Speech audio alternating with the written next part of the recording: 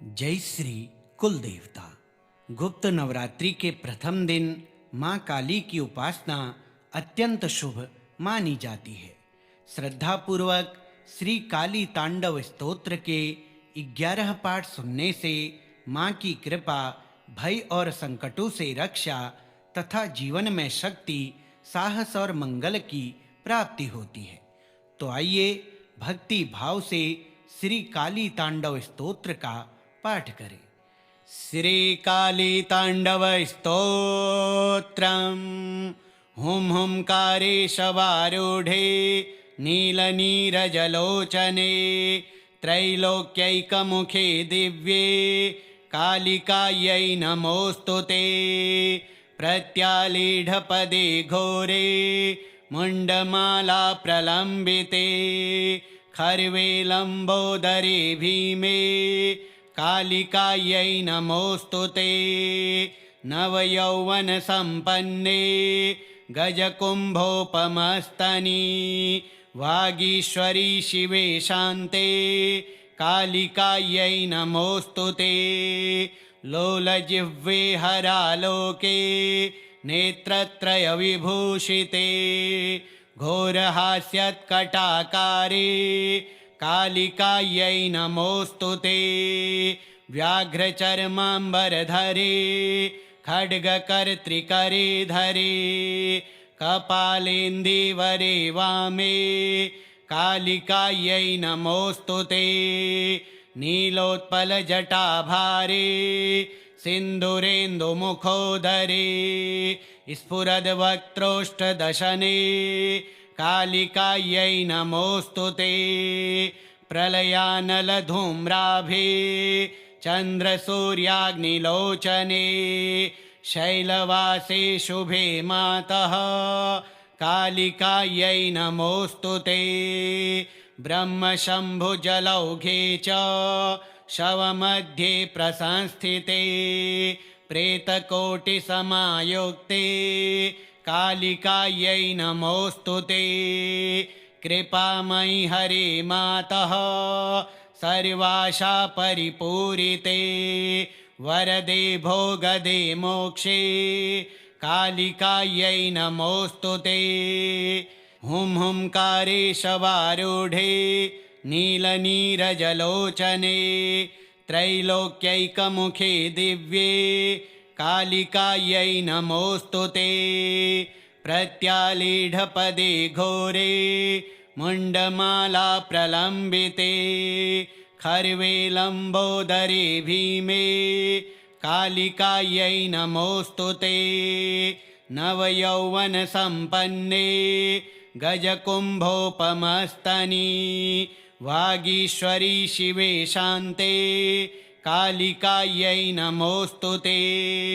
लोलजिह्वे हरालोके नेत्रत्रय विभूषिते घोरहास्यत्कटाकारे कालिकायै नमोस्तुते।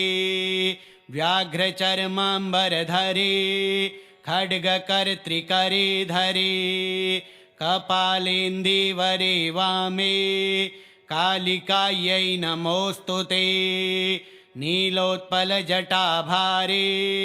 सिन्दूरेन्दुमुखोदरे स्फुरद्वक्त्रोष्ठदशने कालिकायै नमोस्तुते।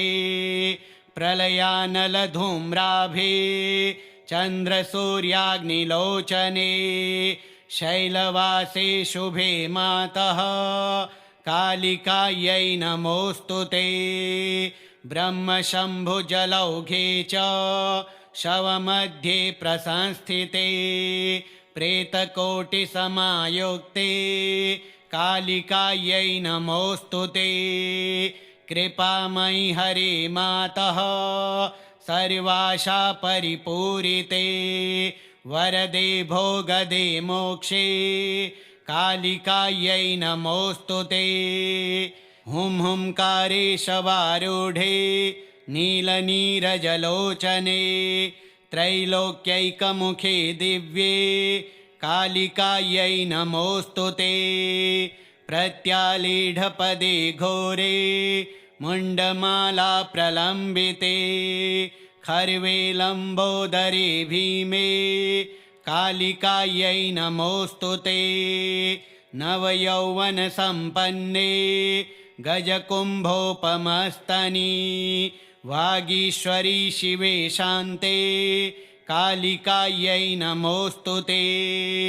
लोलजिह्वे हरालोके नेत्रत्रयविभूषिते घोरहास्यत्कटाकारे कालिकायै नमोऽस्तु ते।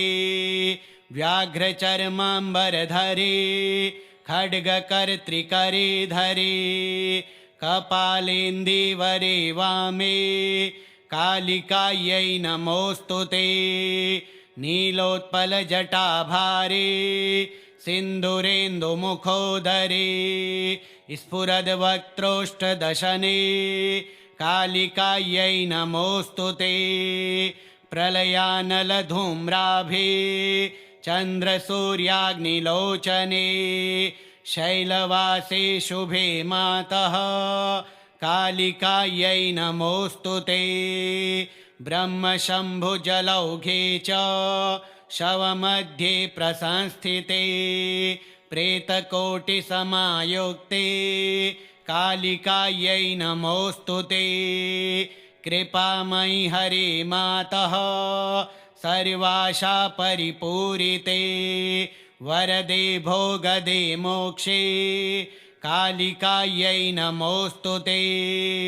हुं हुंकारेशवारूढे नीलनीरजलोचने त्रैलोक्यैकमुखे दिव्ये कालिकायै नमोऽस्तु ते। प्रत्यालीढपदे घोरे मुण्डमाला प्रलम्बिते खर्वेलम्बोदरे भीमे कालिकायै नमोऽस्तु ते। नवयौवनसम्पन्ने गजकुम्भोपमस्तनी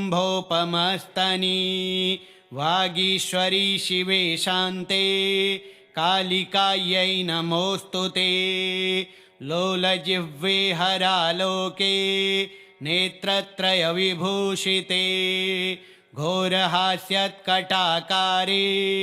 कालिकायै नमोऽस्तु ते। व्याघ्रचर्माम्बरधरे खड्गकर्त्रिकरे धरे कपालेन्दीवरे वामे कालिकायै नमोऽस्तु ते। नीलोत्पलजटाभारे सिन्दूरेन्दुमुखोदरे स्फुरद्वक्त्रोष्ठदशने कालिकायै नमोऽस्तु ते। प्रलयानलधूम्राभे चन्द्रसूर्याग्निलोचने शैलवासे शुभे मातः कालिकायै नमोऽस्तु ते। ब्रह्मशम्भुजलौघे च शवमध्ये प्रसंस्थिते प्रेतकोटिसमायुक्ते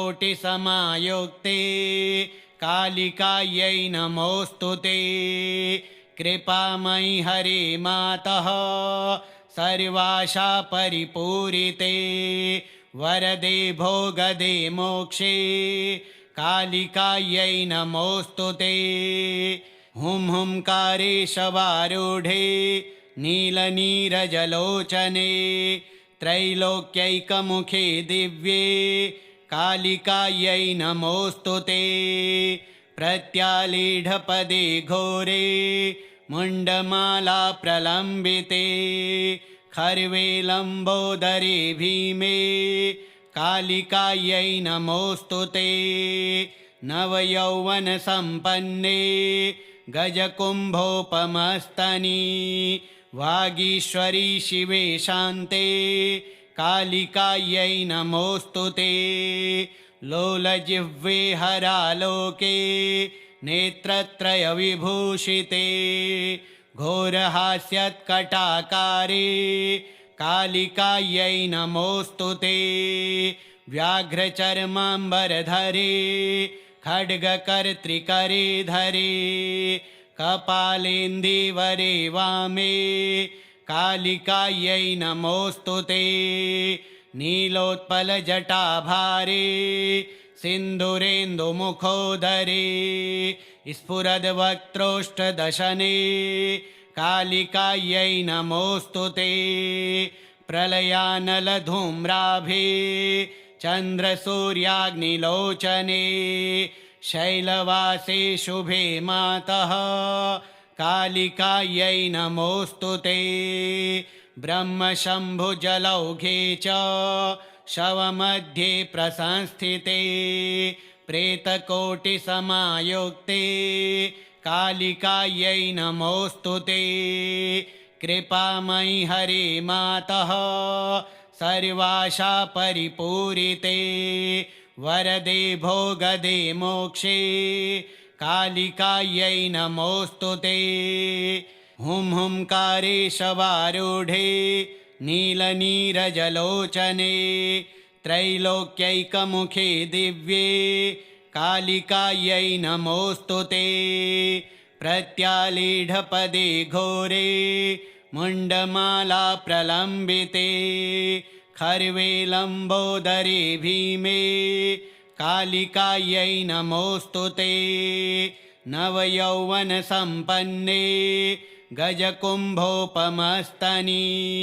वागीश्वरी शिवे शान्ते कालिकायै नमोऽस्तु ते। लोलजिह्वे हरालोके नेत्रत्रयविभूषिते घोरहास्यत्कटाकारे कालिकायै नमोऽस्तु ते। व्याघ्रचर्माम्बरधरे खड्गकर्त्रिकरे धरे कपालेन्दीवरे वामे कालिकायै नमोऽस्तु ते। नीलोत्पलजटाभारे सिन्दूरेन्दुमुखोदरे स्फुरद्वक्त्रोष्ठदशने कालिकायै नमोऽस्तु ते।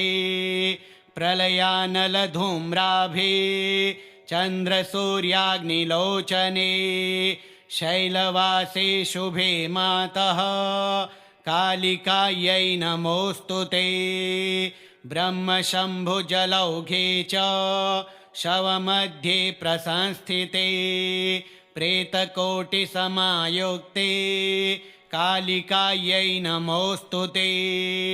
कृपामयि हरे मातः सर्वाशा परिपूरिते वरदे भोगदे मोक्षे कालिकायै नमोऽस्तु ते।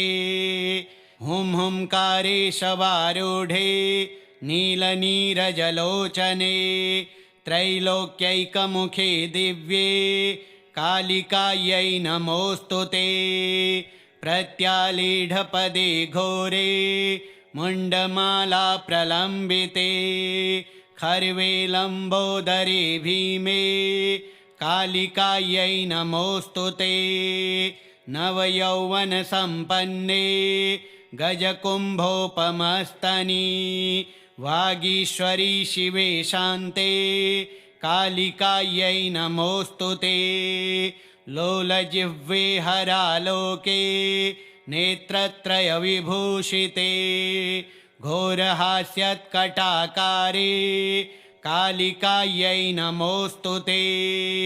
व्याघ्रचर्माम्बरधरे खड्गकर्त्रिकरे धरे कपालेन्दीवरे वामे कालिकायै नमोऽस्तु ते।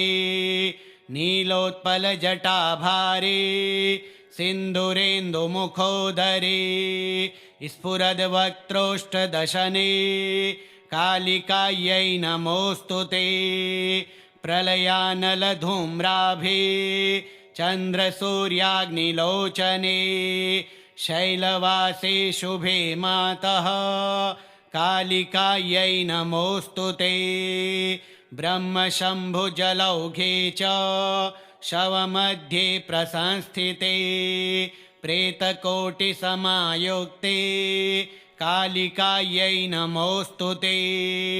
कृपामयि हरे मातः सर्वाशा परिपूरिते वरदे भोगदे मोक्षे कालिकायै नमोऽस्तु ते। हुं हुंकारेशवारूढे नीलनीरजलोचने त्रैलोक्यैकमुखे दिव्ये कालिकायै नमोऽस्तु ते। प्रत्यालीढपदे घोरे मुण्डमाला प्रलम्बिते खर्वे लम्बोदरे भीमे कालिकायै नमोऽस्तु ते। नवयौवनसम्पन्ने गजकुम्भोपमस्तनी वागीश्वरी शिवे शान्ते कालिकायै नमोऽस्तु ते।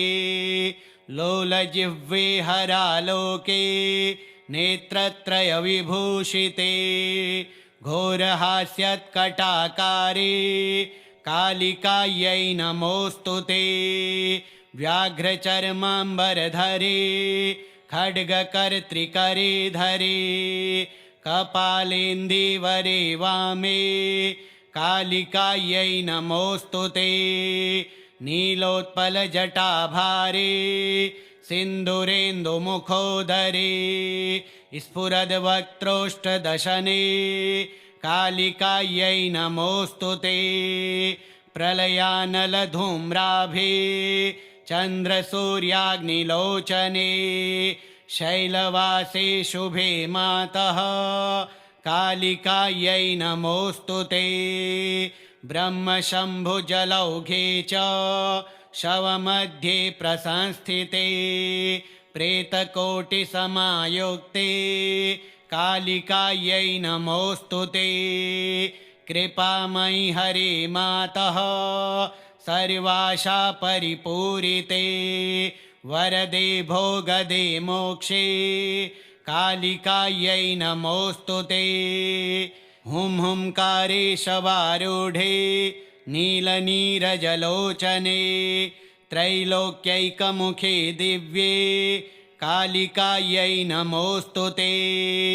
प्रत्यालीढपदे घोरे मुण्डमाला प्रलम्बिते खर्वे लम्बोदरे भीमे कालिकायै नमोऽस्तु ते।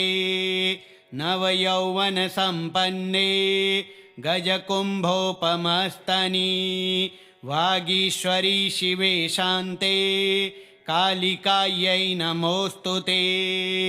लोलजिह्वे हरालोके नेत्रत्रयविभूषिते घोरहास्यत्कटाकारे कालिकायै नमोऽस्तु ते। व्याघ्रचर्माम्बरधरे खड्गकर्त्रिकरे धरे कपालेन्दीवरे वामे कालिकायै नमोऽस्तु ते। नीलोत्पलजटाभारे सिन्दूरेन्दुमुखोदरे स्फुरद्वक्त्रोष्ठदशने कालिकायै नमोऽस्तु ते। प्रलयानलधूम्राभे चन्द्रसूर्याग्निलोचने शैलवासे शुभे मातः कालिकायै नमोऽस्तु ते। ब्रह्मशम्भुजलौघे च शवमध्ये प्रसंस्थिते प्रेतकोटिसमायुक्ते कालिकायै नमोऽस्तु ते। कृपामयि हरे मातः सर्वाशा परिपूरिते वरदे भोगदे मोक्षे कालिकायै नमोऽस्तु ते। हुं हुंकारेशवारूढे नीलनीरजलोचने त्रैलोक्यैकमुखे दिव्ये कालिकायै नमोऽस्तु ते। प्रत्यालीढपदे घोरे मुण्डमाला प्रलम्बिते खर्वे लम्बोदरे भीमे कालिकायै नमोऽस्तु ते। नवयौवनसम्पन्ने गजकुम्भोपमस्तनी वागीश्वरी शिवे शान्ते कालिकायै नमोऽस्तु ते। लोलजिह्वे हरालोके नेत्रत्रयविभूषिते घोरहास्यत्कटाकारे कालिकायै नमोऽस्तु ते। व्याघ्रचर्माम्बरधरे खड्गकर्त्रिकरे धरे कपालेन्दीवरे वामे कालिकायै नमोऽस्तु ते नीलोत्पलजटाभारे सिन्दूरेन्दुमुखोदरे स्फुरद्वक्त्रोष्ठदशने कालिकायै नमोऽस्तु ते प्रलयानलधूम्राभे चन्द्रसूर्याग्निलोचने शैलवासे शुभे मातः कालिकायै नमोऽस्तु ते ब्रह्मशम्भुजलौघे च शवमध्ये प्रसंस्थिते प्रेतकोटिसमायुक्ते कालिकायै नमोऽस्तु ते कृपामयि हरे मातः सर्वाशा परिपूरिते वरदे भोगदे मोक्षे कालिकायै नमोऽस्तु ते हुंहुंकारेशवारूढे नीलनीरजलोचने त्रैलोक्यैकमुखे दिव्ये कालिकायै नमोऽस्तु ते प्रत्यालीढपदे घोरे मुण्डमाला प्रलम्बिते खर्वे लम्बोदरे भीमे कालिकायै नमोऽस्तु ते नवयौवनसम्पन्ने गजकुम्भोपमस्तनी वागीश्वरी शिवे शान्ते कालिकायै नमोऽस्तु ते लोलजिह्वे हरालोके नेत्रत्रयविभूषिते घोरहास्यत्कटाकारे कालिकायै नमोऽस्तु ते व्याघ्रचर्माम्बरधरे खड्गकर्त्रिकरे धरे कपालेन्दीवरे वामे कालिकायै नमोऽस्तु ते नीलोत्पलजटाभारे सिन्दूरेन्दुमुखोदरे स्फुरद्वक्त्रोष्ठदशने कालिकायै नमोऽस्तु ते प्रलयानलधूम्राभे चन्द्रसूर्याग्निलोचने शैलवासे शुभे मातः कालिकायै नमोऽस्तु ते ब्रह्मशम्भुजलौघे च शवमध्ये प्रसंस्थिते प्रेतकोटिसमायुक्ते कालिकायै नमोऽस्तु ते कृपामयि हरे मातः सर्वाशा परिपूरिते वरदे भोगदे मोक्षे कालिकायै नमोऽस्तु ते श्रीकालिताण्डवस्तोत्रम् श्रीकालिकार्पणमस्तु।